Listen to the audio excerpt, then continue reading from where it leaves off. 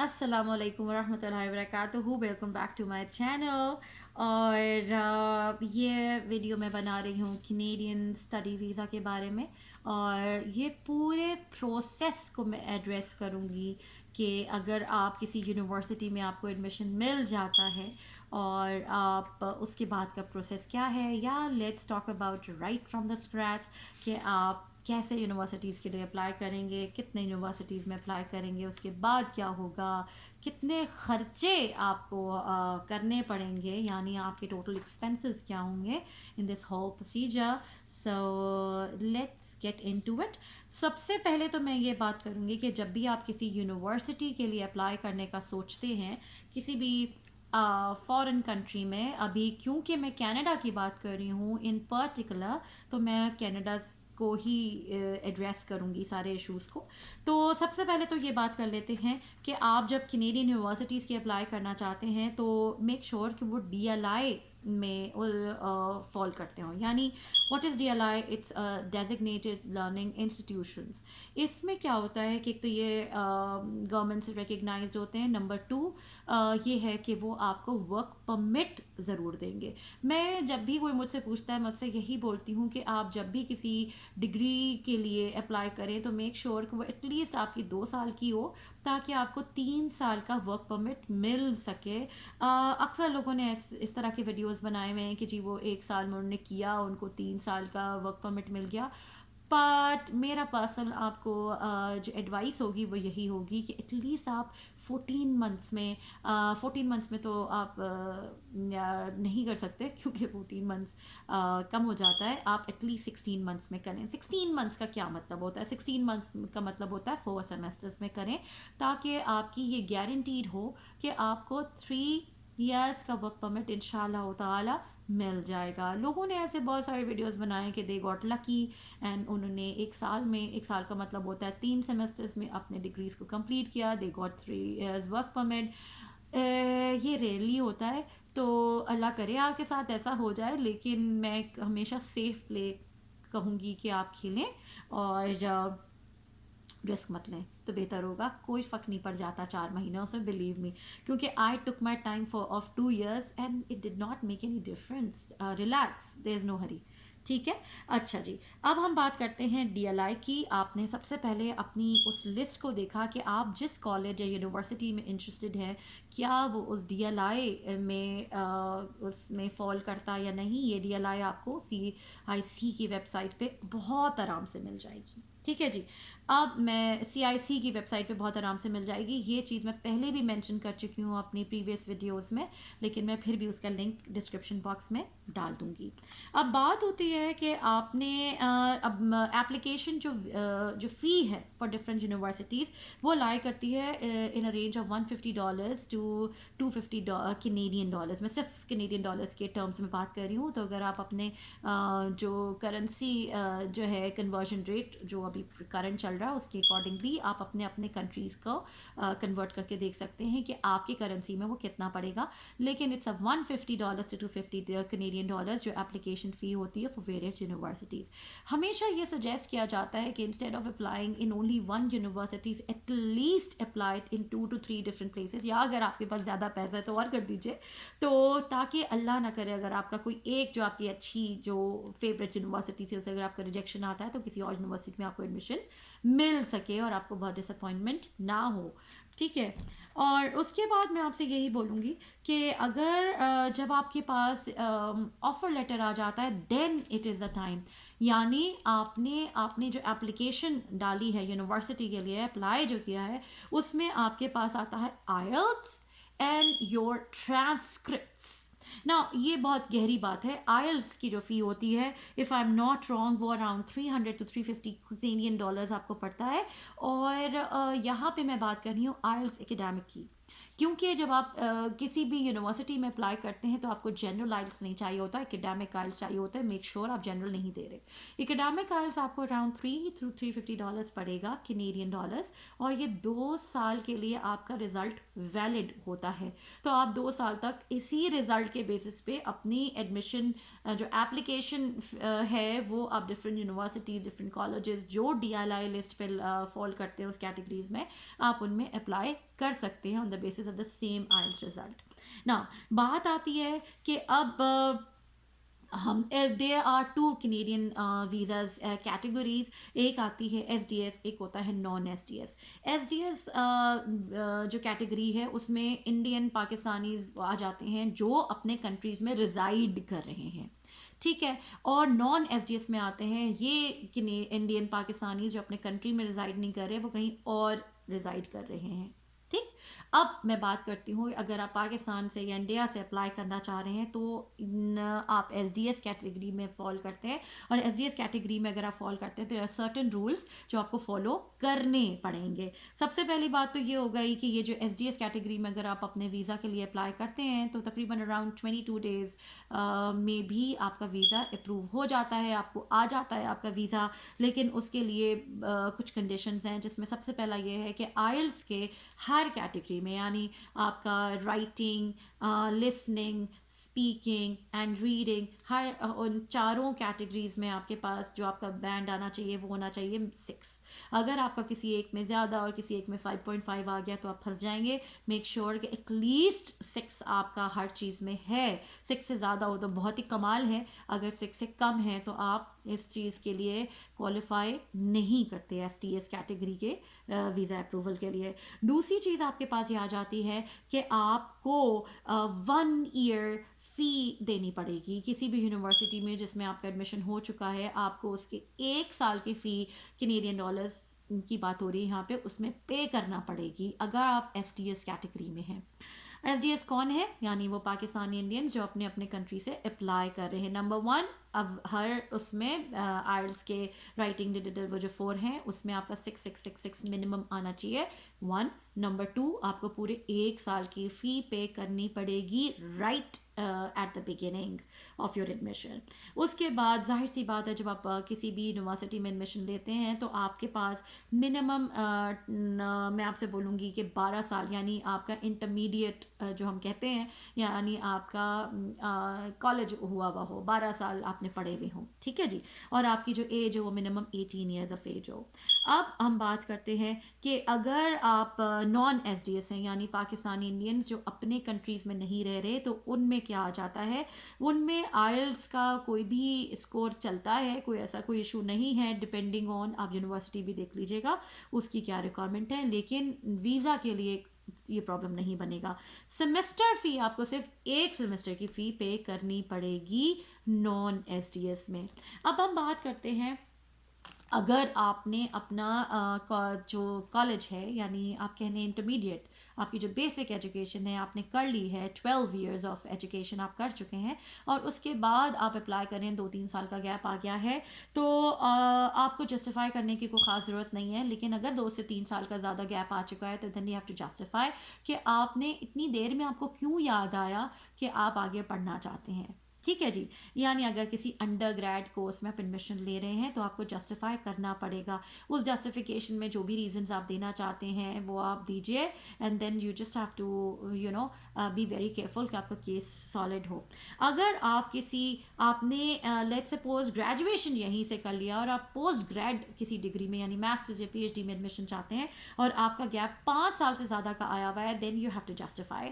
और उस जस्टिफिकेशन बहुत आराम से हो जाती है कि भाई आप सर्टिफिकेट कोर्स आप शो कर सकते हैं, और करिएगा, झूठ मत बोलिएगा प्लीज़, कि आपने कोई सर्टिफिकेट कोर्स किया था, या कोई आप जॉब कर रहे थे, या आपके अल्लाह ना करे कोई मेडिकल इमरजेंसीज थी, या मेडिकल रीजंस थे आपके, या जो भी फैमिली प्रॉब्लम से। Then you just have to make your case solid and strong कि ड्यू टू दीज रीजंस मैं अपने ग्रेजुएशन के फ़ौरन बाद अप्लाई नहीं कर सका। और ऐसे मुझ जैसे ऐसे बहुत सारे लोग मौजूद होंगे जिनकी शादियाँ हो गई और बच्चे हो गए, वो जॉब करते रहे, और किसी की तो जॉब्स भी छूट गई, और या वो जॉब्स भी कंटिन्यू करें, लेकिन अब उनको ख्याल आ रहा है 15 से 20 साल के गैप के बाद कि उनको करना है, तो it's not a big deal. You just have to make your case strong. अगर आप टीच कर रही तो आप बताइए कि जी मैं टीच कर रही थी, और अब मुझे ख्याल आता है कि मुझे थोड़ा सा जैसे कि अपने आप को को अपडेट करने की ज़रूरत है। इतनी इनोवेशंस हो चुकी हैं और मैं चाहती हूँ कि मैं नया कोई काम करूँ, नया कुछ सीखूँ। I want to add to my knowledge, I want to add to my qualifications. यहाँ पे कोई ऐसा एज का कोई इशू नहीं होता, हर एज ग्रुप के लोग बहुत आराम से पढ़ रहे होते हैं। इसके बारे में मैं वीडियो बना चुकी हूँ, इसलिए मैं यहाँ पे इसके बारे में ज़्यादा बात नहीं करूँगी। But don't worry, whatever age you are, आपको एडमिशन मिलना प्रॉब्लम नहीं है अगर आपका केस स्ट्रांग है। अब हम बात करते हैं, आगे आ जाते हैं। आपने अप्लाई कर दिया, आपने ट्रांसक्रिप्ट भिजवा दिए, आइल्स का रिजल्ट भिजवा दिया, आपको ऑफर लेटर आ गया है यूनिवर्सिटी से। Then you have to decide आपने कौन सी यूनिवर्सिटी में एडमिशन अब ले लेना है, क्योंकि ऑफर लेटर तो आ गया। अब आपकी बारी है उनकी फ़ी भरने की और ये सारी चीज़ों करने की। ठीक है जी। अब आपने अब क्या है कि जी अब कॉलेज फ़ी जो होती है, कॉलेज ऑब्वियसली यहाँ पे कॉलेजेस एंड फ़ी है, यूनिवर्सिटीज़ है, तो कॉलेज फ़ी का जो रेंज होता है अप्रॉक्सीमेटली $12,000 to $18,000 होता है पर ईयर के हिसाब से। और जो यूनिवर्सिटी फ़ीस होती है वो एवरेज की बात मैं आपको बता रही हूँ, not any specific college university. University fee around 14,000 to 21-22,000, ये डिपेंडिंग ऑन द प्रोग्राम जो आप एडमिशन ले रहे हैं उस पर डिपेंड करता है। मेरे ज़माने में कुछ और फ़ीस थी, अब बढ़ गई होगी, ऑब्वियसली हर चीज़ में इन्फ्लेशन आ रही है, तो कुछ कह नहीं सकते इस बारे में। तो ये आप अपने दिमाग में आपको रखना है कि अगर आप किसी इंजीनियरिंग प्रोग्राम में या किसी अकाउंटिंग के प्रोग्राम में या किसी और ऐसे प्रोग्राम में ले रहे हैं तो आप ज़्यादा पैसे देंगे, किसी आप सिंपल प्रोग्राम में ले रहे हैं तो आप कम पैसे देंगे, तो जैसा होता है हर जगह। ठीक है जी। अब आपके पास आ गया, आपने क्या किया कि आपने अपनी जो यूनिवर्सिटी फ़ी है वो भी सबमिट करा दी। ठीक है जी। अब यूनिवर्सिटी फ़ी सबमिट कराने के लिए मैं आपको बता चुकी हूँ, अगर आप STS कैटेगरी में फॉल करते हैं तो आपको 1 ईयर फ़ी सबमिट करानी है। अगर आप नॉन SDS में करते हैं तो आपको 1 सेमेस्टर की फ़ी सबमिट करानी है। लेट्स सपोज आपने अपनी फ़ी सबमिट करा दी, अब आपको एक्सेप्टेंस लेटर यूनिवर्सिटी से आ चुका है। अब हम आगे की बात करते हैं। एक्सेप्टेंस लेटर आने के बाद आपने क्या किया कि अपने जो GIC है ये आपने करवाना है। What is GIC? GIC is guaranteed investment certificate. ये क्या चीज़ होती है? ये होता है कि आपने जो कैनेडियन बैंक्स हैं, फॉर एग्जांपल आपके पास बहुत सारे हैं, RBC है, फिर स्कोशिया बैंक है, फिर BMO है, और देयर अदर बैंक्स ऑल्सो। आपने उनमें ऑनलाइन पोर्टल्स पे जाके अपना प्रोफाइल बनाना है, अपना अकाउंट बनाना है, और आपको $10,000 सबमिट कराने हैं। मैं उनकी बात कर रही हूँ जो SDS के हैं, अंडर कैटेगरी में आते हैं, SDS कैटेगरी के अंदर जो फॉल करते हैं, यानी वो पाकिस्तानी इंडियंस जो अपने कंट्रीज से अप्लाई कर रहे हैं, उनके लिए ये मस्ट है कि उनको GIC अकाउंट अपना खुलवाना पड़ेगा। What is that? Guaranteed investment certificate. ये मैं उनको भी आंसर कर रही हूँ जिनने पूछा था। तो वो आपने ऑनलाइन पोर्टल पे जाके इन किसी भी बैंक की आपने अपना अकाउंट खुलवाना है और उसके बाद ये डिपॉजिट करवा देना है। ये क्यों रखा जाता है, ये क्या रिक्वायरमेंट है? तो ये रिक्वायरमेंट ऐसी है कि जब आप, मैं उनकी बात कर रही हूँ जो एज अ सिंगल स्टूडेंट आ रहे हैं, उनके लिए रिक्वायरमेंट क्या है? $10,000। अगर आप अपने स्पाउस के साथ आ रहे हैं तो स्पाउस का एडिशनल $4,000 है, और अगर आपके पास बच्चे भी आपको अकम्पनी कर रहे हैं तो उसके लिए आपके पास हर बच्चे के हिसाब से $3,000 है एक बच्चे का। इसी तरह से 2 बच्चे हैं तो 6 हो जाएगा, 3 है तो 9 हो जाएगा। तो to be clear, number 1, single student $10,000 spouse के लिए एडिशनल $4,000, बच्चों का ईच $3,000। नाउ अकाउंट एक ही खुलेगा, अलग अलग अकाउंट नहीं खुलेंगे। आप GIC का एक ही अकाउंट खोलेंगे और ऑनलाइन पोर्टल पे जाके और उसमें ये पैसे सबमिट कराएंगे। और ये किस तरह इसकी डिस्ट्रीब्यूशन होती है कि जैसे ही आप के कनाडा में लैंड करते हैं तो आपको $2,000 आपको मिल जाते हैं आपके इनिशियल एक्सपेंडिचर्स के लिए, और हर जो फॉलोइंग मंथ है उसमें अराउंड आपको $670 या कुछ ऐसे लगभग आपको मिलते रहते हैं मंथली। ये नफ नहीं है, सबको पता है ये सिर्फ उतना है जिसमें आप फौत नहीं होंगे, आप सरवाइव कर लेंगे और जॉब्स तो आपको करनी ही पड़ेंगी, वरना फिर अगर आपके अम्मा अब्बा या कोई आपको सपोर्ट कर रहा है तो क्या ही बात है, वरना आपको जॉब्स करने पड़ते हैं। तो ये बात हो गई। अब मैं ये बात करती हूँ आपको कि जो सजेस्ट किया जाता है, जो एडवाइस किया जाता है वो यही किया जाता है आप अकेले आएँ, उसके बाद अपने स्पाउस और अपने डिपेंडेंट्स को बुलाएं, यानी किड्स को बुलाइए। और फिर वही बात है कि आप लेटर ऑन आप अप्लाई कर सकते हैं 2-3 महीने बाद, 6 महीने बाद, जो भी आपको सूट करता है, कि आप वीज़ा ऑफिसर को आप अप्लाई कर दीजिए और उसको केस बना दीजिए कि भाई आप you are not comfortable here, you miss your family and it's disturbing your studies as well. They usually support this और वो आपके फैमिली को वीज़ा दे दिया करते हैं इंशाल्लाह ताला। अब बात आती है कि दिस इज़ नॉट इनफ, एक चीज़ हम रहते जा रही है एंड दैट इज़ मेडिकल फ़ी।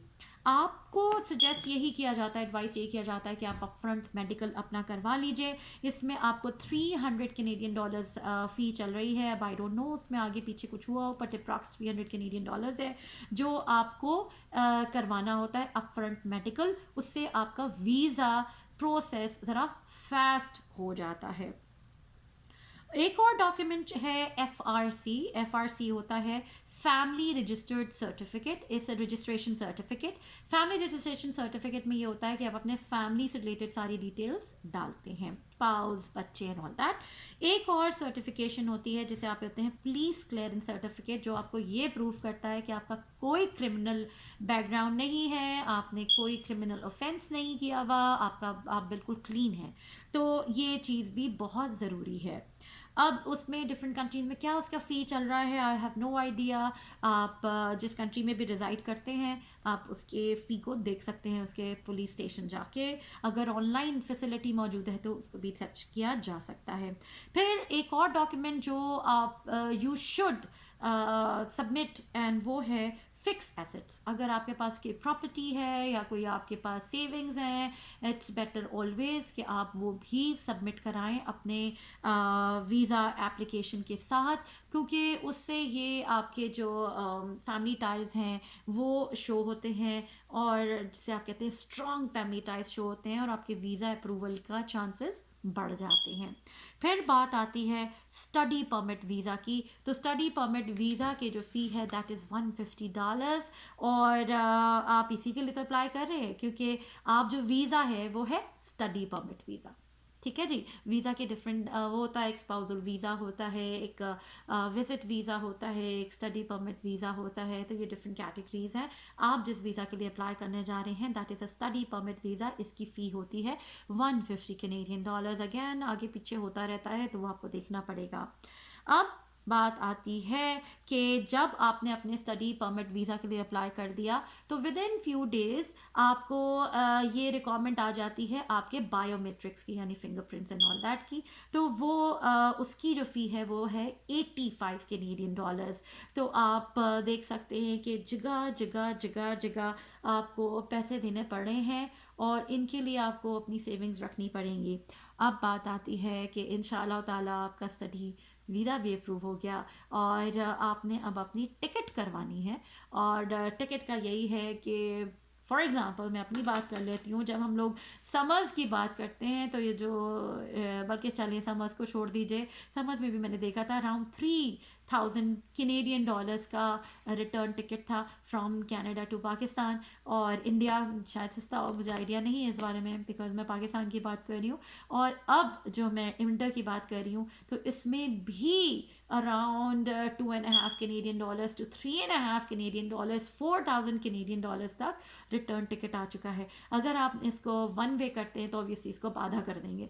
तो ये मैं आपको बताना चाह रही हूँ कि it depends on the season जब आप कनाडा आना चाह रहे हैं कि उस टिकट की प्राइस क्या चल रही है। तो सजेस्ट आपको यही किया जाता है कि आप अपना टिकट एटलीस्ट 2 से 3 महीना पहले करवा लें, ताकि आपको वो जो सीज़न वाला रेट्स है वो पे ना करना पड़े, आपको ऑफ सीज़न रेट्स पे करना पड़े, बहुत बचत हो जाया करती है। तो I hope I have covered every point in the Canadian study visa process के किधर कौन कौन सी आपको फ़ी पे करनी है। बहुत लंबी वीडियो हो गई है, अराउंड 20 मिनट्स की। अगर आपका कोई क्वेश्चन है तो don't hesitate in asking me in the comment section of this video. और अगर मैंने आपसे कुछ कहा है कि मैं कोई लिंक शेयर करूँगी तो वो भी मैं डिस्क्रिप्शन बॉक्स में डाल दूँगी। मैंने कहा था शायद CIC का, वरना पहले भी शेयर कर चुकी हूँ, it's not a big deal, वो आप ईजिली ब्राउज कर सकते हैं। और चलें, इंशाल्लाह दुआ में याद रखिएगा। Don't forget to like, share and subscribe to my channel. इंशाल्लाह नेक्स्ट वीडियो में मिलते हैं। अस्सलाम वालेकुम वरहमतुल्लाहि वबरकातुहू।